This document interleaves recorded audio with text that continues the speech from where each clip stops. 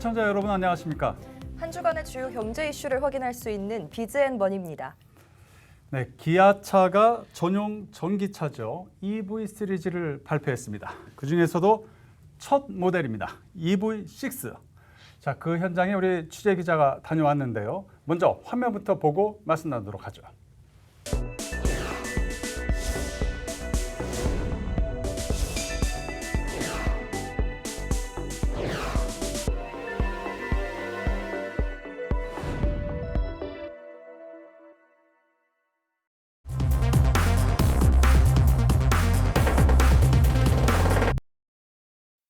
올해 고성능 전기차들이 대거 출격하면서 전기차 원년으로 자리매김하고 있습니다.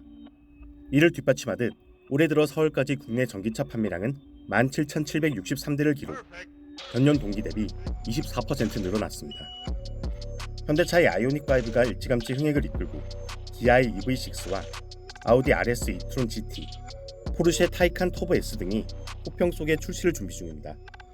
특히 기아가 올 하반기 출시하는 EV6는 벌써부터 스피드를 즐기는 마니아들의 관심과 기대를 한몸에 받고 있습니다.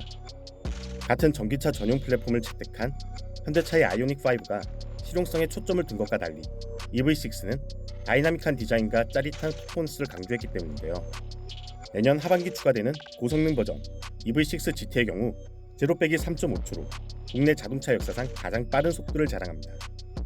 EV6는 내수에서 다양한 고객의 니즈와 라이프 스타일을 고려해 항속거리, 스타일, 퍼포먼스를 기준으로 스탠다드, 롱레인지, GT라인, GT의 총 4개의 모델을 운영할 계획입니다. 주력 운영 예정인 롱레인지 모델의 경우 전기차 소비자들의 최대 관심사항인 주행거리와 충전 편의를 모두 만족시킬 수 있는 모델로 77.4kWh 배터리가 장착돼 1회 충전 시 국내 환경부 인증 기준 최대 450km 이상 주행이 가능하며 4분 30초 미만의 충전에도 100km 이상 주행이 가능합니다. GT의 경우 430kW, 584마력 듀얼 모터를 바탕으로 최고 속도 시속 260km, 제로백 3.5초의 폭발적인 동력 성능을 구현한 모델입니다. 쓰임새에 따라 확실한 차별점을 가진 만큼 디자인도 그 특징에 맞게 설계됐습니다. 스탠다드 모델은 범퍼를 클린하고 모던하게 디자인해 전기차의 친환경적인 이미지 표현에 중점을 둔 것에 비해 GT와 GT라인은 보다 과감하고 역동성이 강조된 디자인으로 차별화했습니다. 또한 바디칼라 휘라치 가니쉬를 적용해 낮은 스탠스에서 오는 스포티함을 강화하고 그에 더해 GT는 21인치 전용 디자인 휠과 캘리퍼를 적용하여 고성능임을 강조했습니다. 환경 규제가 갈수록 심해지고 자동차 산업 내 탄소 중립의 중요성이 커지고 있는 가운데 자동차 메이커 입장에서 전기차는 불가피한 선택이자 완벽한 해결책이 되고 있습니다.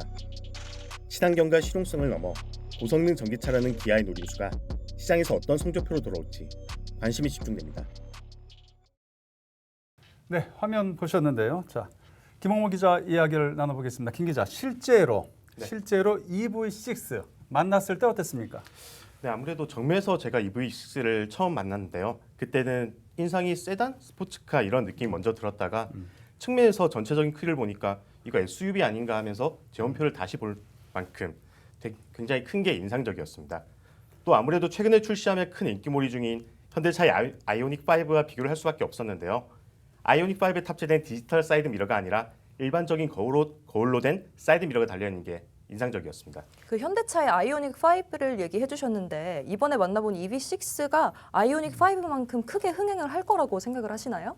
네, EV6는 지난달 사전 예약 한 달여 만에 올해 생산 목표를 뛰어넘으면서 일정이 조기 마감된 바 있습니다. 예약 대수가 3만 대를 초과한 것인데요. 올해 생산 목표치인 13,000대의 2배를 넘어선 규모로 이미 생산 목표치를 크게 웃돈 만큼 흥행에 있어서는 이미 성공가도를 달리고 있지만 최근에 차량용 반도체 수급난 이런 것들로 인해서 향후 차량 인도에 오히려 문제가 있지 않을까 그렇게 전망됩니다. 네. 자, 우리 시청자 여러분께서도 저희 화면 크게 잡으면 저희 EV6 이렇게 화면이 이렇게 지금 나오고 있는데요. 약간 좀 이렇게 선도적인 모델, 기아가 사명을 바꾸고 미래를 지향하는 그러한 모델로 이렇게 출시한 거 아니겠습니까? 자, 과연 어떤 의미를 가지고 있을까요? 네, 기아는 전기차 시장이 확대됨에 따라 2025년까지 글로벌 전기차 시장에서 6.6%의 점유율을 확보하고 2026년까지는 연간 50만 대의 전기차를 판매하겠다는 목표를 내세웠습니다.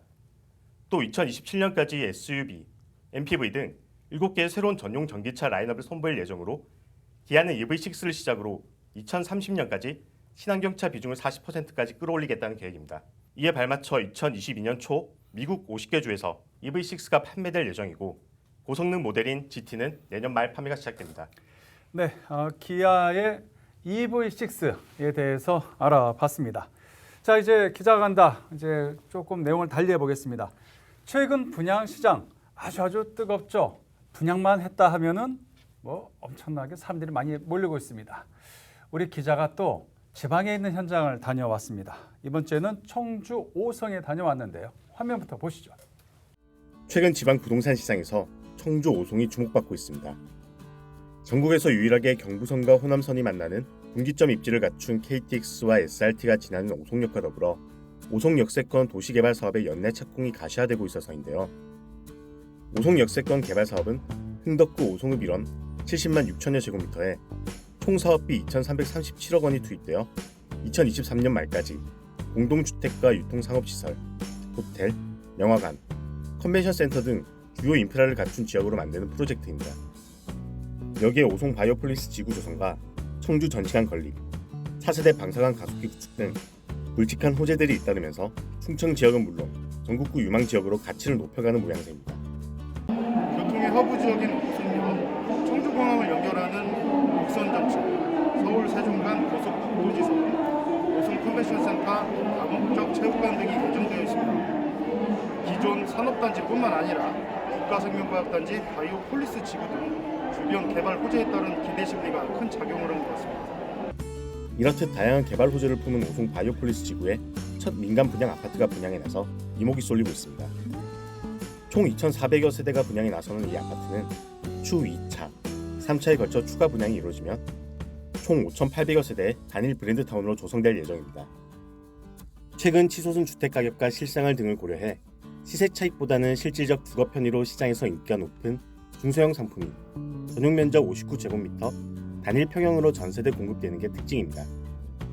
특히 지역 내 랜드마크 단지를 목표로 하고 있는 만큼 특별한 조경 설계와 커뮤니티 시설 등으로 실수요자들에게 매력적으로 다가가고 있다는 평가를 받습니다. 역세권, 생활 인프라 등 실수요자들의 이목을 끄는 요건과 교통 호재, 개발 호재 등 수혜 요건까지 갖춘 청주 오송. 5,800여 세대 단일 브랜드 타운의 첫 퍼즐로 분양에 나선 이 단지의 분양 성적이 오송에 대한 바로미터로 평가될지 관심이 집중됩니다. 이거 엄청납니다. 자, 김 기자. 네. 사람들 엄청 많죠? 네, 최근 부동산 시장에서 핫한 지역이라는 이름값을 하는 듯 열기가 뜨거웠습니다. 코로나19 장기화로 사이버 모델하우스라는 새로운 분양 문화가 생기는 등 최근 1년간은 사람이 붐비는 모델하우스를 찾아보기가 힘들었는데요.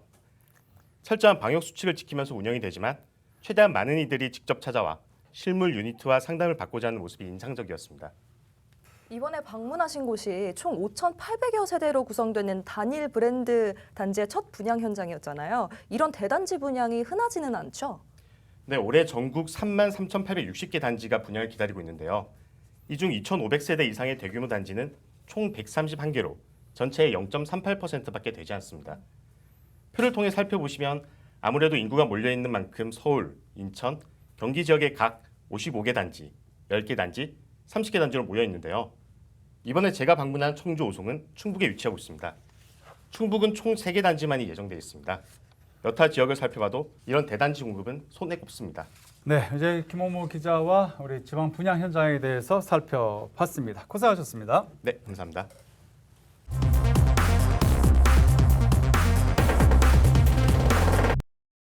네, 다음 코너는 한 주간 팍스경제TV에서 가장 높은 조회수를 기록한 기사를 정리해드리는 팍스경제 핫5입니다. 박주연 기자와 함께합니다. 자, 이번 한 주간 많은 일이 있었습니다. 자, 5위부터 정리해 볼까요? 네, 팍스경제TV 주간 핫5 이슈 정리해 보도록 하겠습니다. 먼저 5위를 차지한 기사부터 확인을 해보도록 할게요. 자, 5위 한국수력원자력 한미 정상 해외 원전시장 공동 진출 합의 관련 소식입니다. 한미 정상은 현지 시간으로 21일 개최된 양국 정상회담에서 원전사업 공동 참여를 포함해서 해외 원전시장에서 협력을 강화하기로 했습니다. 한국수력원자력은 정부 간 해외 원전시장 공동 진출 합의가 한수원의 해외 진출의 수주 가능성을 높일 수 있어서 있어서 적극 환영한다라는 입장인데요. 세계 원전 시장에서 이번 합의를 계기로 한미 간의 협력을 통해서 수주 활동을 함께 할 수 있게 됨으로써 해외 원전 수출에 대한 기대감을 한껏 높이게 됐습니다. 네, 이로 인해서 한 주간 우리 주식시장에도 이 관련주가 엄청나게 변동성을 많이 보였었죠. 계속해서 네. 4위 한번 알아보도록 하죠. 네, 이어서 4위 살펴보도록 하겠습니다. 4위는 저축은행이 최고 연 10% 고금리 특판을 잇따라 출시하고 있다라는 소식입니다. 저축은행이 내놓은 예적금 최고 금리 10%에 달하는데요. SBI저축은행은 오픈뱅킹 출시 기념해서 최대 연 4%까지 선보일 수 있는 해군금리 적금 특판을 선보였고요. 웰컴저축은행은 최대 연 4% 금리인 아이사랑 정기적금을 판매한다라고 하니까 금리 높은 상품을 찾으시는 분들은 이 관련 이슈 좀 주목해 보시는 것도 괜찮을 것 같습니다. 자, 이어서 3위 살펴보도록 하겠습니다. 자, 3위는요. 제약바이오 관련 기사입니다. 셀리버리 조대용 대표가 청사진을 밝혔는데요. 미국과 인도 그리고 유럽을 향한다라고 밝혔습니다. 조대용 대표는 현재 개발 중인 ICP-NI의 해외 임상 개발과 관련해서 미국에서는 작년 6월부터 10개월을 소요해서 미국에서 비임상 실험을 완료를 했고 임상을 최단 기간에 들어가려고 임상 시놉시스 2차를 작성 중에 있다라고 밝혔는데요. 유럽에서는 가장 빠르게 패스트트랙으로 환자 대상 임상 1상을 마치고 유럽 1개국과 인도에서 동시에 임상 2상을 추진한다라고 밝히면서 미국, 유럽 그리고 인도에서 코로나19 면역 치료제 개발을 추진 중에 있다라고 밝혔습니다. 자, 이어서 바로 2위 살펴보도록 할게요. 2위는요. HLB 관련 소식입니다. ASCO에서 리보세라닙 임상 연구를 대거 발표했습니다. HLB가 개발 중인 경구용 표적 항암 치료제 리보세라닙이 효능과 범용성 등에서 유의미한 결과를 도출해낸 것으로 알려졌는데요. 이 회사는 지난 22일 오는 6월 초 ASCO에 공개될 논문 초록에 리보세라닙이 위암과 폐암, 담낭암, 유방암 등 다양한 암종에서도 단독 또는 이 세포 독성 항암제, 면역 항암제와의 병용으로 투여된 결과 대조군 대비해서 우월한 결과가 나타났다라고 발표를 했습니다.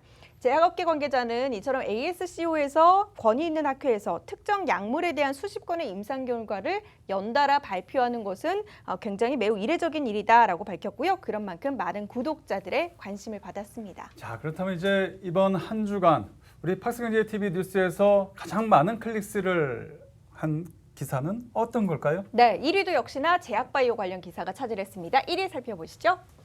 자, 부광약품의 레보비르 국내 첫 먹는 치료제 되나라는 소식입니다. 요즘 이제 그 코로나 치료제와 관련된 관심들이 상당히 높죠. 그래서 이제 부광약품이 개발 중인 코로나19 경구용 치료제인 레보비르가 중등증 환자를 대상으로 유의미한 임상 결과를 지금 발표를 해서 굉장히 주목을 끌고 있습니다.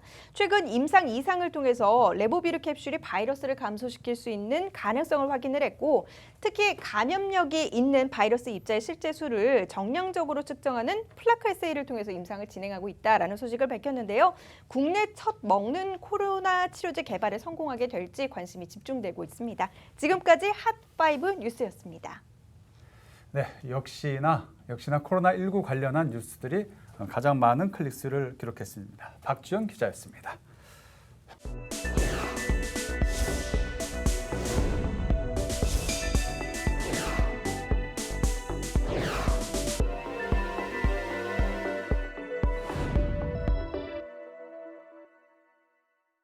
네, 다음 코너는 BGM머니 초대석입니다. 조금 전에 우리 박주영 기자와 함께 탑5 뉴스 확인하셨죠? 그중에서 3위가 바로 셀리버리 기사였습니다. 우리 옆에 있는 임세림 앵커가 우리 조대용 대표를 만나봤는데요. 어떤 이야기가 오고 갔을까요? 화면을 통해서 확인해 보시죠.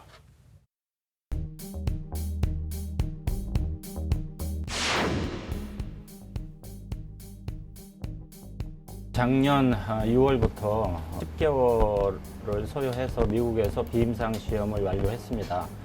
그리고 지금은 모든 임상 시험이 완료된 자료를 가지고 미국에서 임상을 최단기간에 들어가려고 임상 시놉시스성 2차 작성 중에 있고요. 작성이 완료되면 FDA와 사전 협의를 통해서 임상 시놉시스를 임상 프로토콜로 확정해서 최단 기간 내에 미국 전역에서 임상 1상을 진행할 예정이고요. 그리고 현재 가장 세계적으로 팬데믹이 휘몰아치고 있는 나라가 인도예요. 근데 인도는 지금 의료 체계가 붕괴되고 의료 행정 시스템이 마비되어 있는 상태이기 때문에 약물 재창출이 아닌 카테고리로는 지금 임상시험 자체를 받고 있지 않다고 해요. 유럽에서 가장 빨리 패스트 트랙으로 임상 1상을 마치고 환자 대상, 그리고 그 유럽 1개국과 인도에서 동시에 임상 2상을 추진하는 전략으로 미국과 유럽과 인도에서 코로나19 면역 치료제의 임상 개발을 추진하고 있습니다.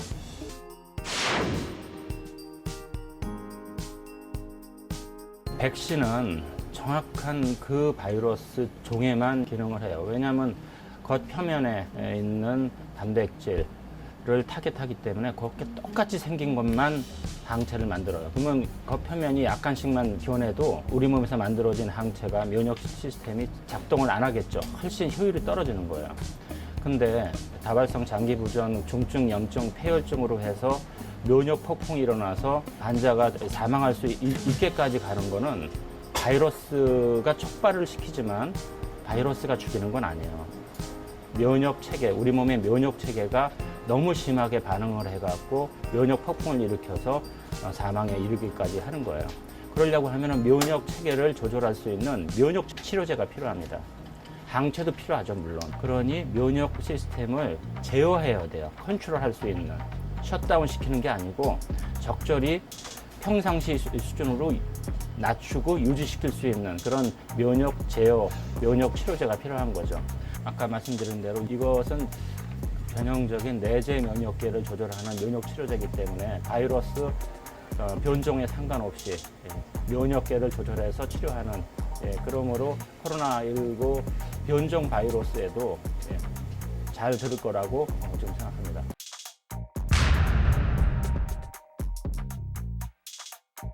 연구 개발의 강도가 점점 심해지고 있고 외부의 비임상, 임상 개발 이런 것들이 점점 많아지고 굉장히 복잡해지고 있습니다.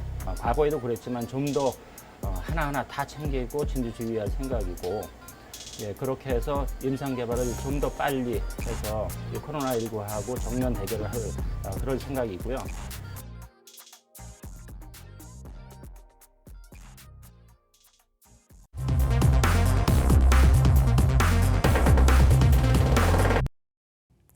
이번 주 기업 기상도 알아보겠습니다. 이번 주는 화창해진 날씨만큼이나 대부분의 기업들도 대체로 맑은 날씨를 보였습니다. 특히 SK그룹은 더 화창한 한 주를 보냈는데요. 바로 최태원 회장이 국내의 무대에서 맹활약을 펼치고 있기 때문입니다. 지난달 한미정상회담 경제사절단 자격으로 떠난 첫 경제외교 무대에서 재계 대표로서의 존재감을 입증했고, 이번 주에는 청와대 오찬 간담회 초청을 받아 문 대통령으로부터 힘이 됐다며 찬사를 받기도 했습니다. 다음 삼성전자 보시겠습니다. 삼성전자도 대체로 맑은 날씨를 보였습니다. 잠잠했던 이재용 부회장의 사면론이 다시 부상하고 있기 때문인데요. 최근 경제계에 잇따른 사면 요구에도 꿈쩍하지 않았던 문 대통령이 한미정상회담을 계기로 고려해보겠다며 진일보한 입장을 보였습니다. 또 이번 주 열렸던 4대 그룹 대표와 문 대통령 간 오찬회동에서도 4대 그룹 대표들이 이 부회장의 사면 필요성을 에둘러 건의했는데, 이에 대해 문 대통령은 고충을 이해한다고 공감의 뜻을 내비치면서 사면에 대한 기대감을 높였습니다.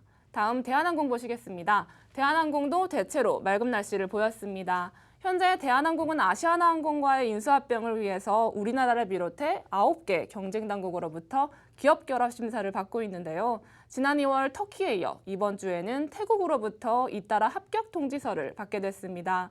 대한항공은 올해 안에 나머지 7개 국가에서도 조속한 통과를 목표로 기업 결합 심사를 진행하겠다는 방침을 밝혔는데요. 과연 당초 대한항공의 계획대로 모든 절차를 마무리해서 다시 한번 비상의 날개를 펼치게 될 수 있을지 주목됩니다. 이와 달리 GS그룹은 분위기가 안 좋은 것 같아요. 먹구름 이거인 것 같은데 어떻습니까? GS 리테일이 운영하는 편의점 GS25는요. 앞서 남성 혐오 포스터로 한 차례 곤욕을 치렀었는데요. 이번에는 회사 삼각김밥 제품 설명에 김치의 중국어 표기인 파오차이를 그대로 표현해서 논란을 낳았습니다. 논란이 불거지자 회사 측은 해당 제품의 판매를 전면 중단했는데요. 그럼에도 불구하고 소비자들은 계속해서 불거진 마케팅 논란에 불매운동에 나서는 분위기입니다. 네, 최근 재계 뉴스를 보면 거의 최태원 회장 뉴스로 도배되다시피 이렇게 한 느낌입니다. 그만큼 최 회장의 활약이 컸다. 이렇게 평가해 볼 수 있습니다. 이현선 기자와 계속해서 얘기를 좀 나눠보겠는데요. 최태원 회장의 광폭 행보 대단하죠? 네, 그렇습니다. 그동안 재계에서는 최태원 회장의 입지가 상당했다고 볼 수 있는데요. 지난달 4대 그룹 CEO들 중에서 유일하게 한미 정상회담의 경제사절단 자격으로 문재인 대통령과 방미길에 오르면서 그 존재감은 더 돋보이는 모습입니다. 또 이번 정상회담에서 의제로 다뤄졌던 반도체와 바이오 그리고 배터리 분야에서 SK그룹이 관련 계열사를 모두 갖고 있어서 정상회담에 앞서서 최 회장이 키맨 역할을 할 것이다 라는 관측이 많았는데 실제 최 회장이 계열사를 통해서 대규모 대미 투자 계획을 발표하면서 이번 정상회담을 성공적으로 이끈 주역이라는 평가를 받았습니다. 그렇군요. 이번 주 청와대 오찬회동에서도 문 대통령이 직접 감사 인사도 전했다고요? 네, 그렇습니다. 문 대통령은 최 회장을 향해서 우리 최 회장님이라고 칭하기도 했는데요. 문 대통령은 최 회장이 비즈니스 라운드 테이블과 한미 공동 기자회견 그리고 마지막 조지아주 일정 전체를 함께 해줘서 큰 힘이 됐다면서 거듭 감사의 뜻을 전하기도 했습니다. 네, 수고 많았습니다. 이현선 기자였습니다.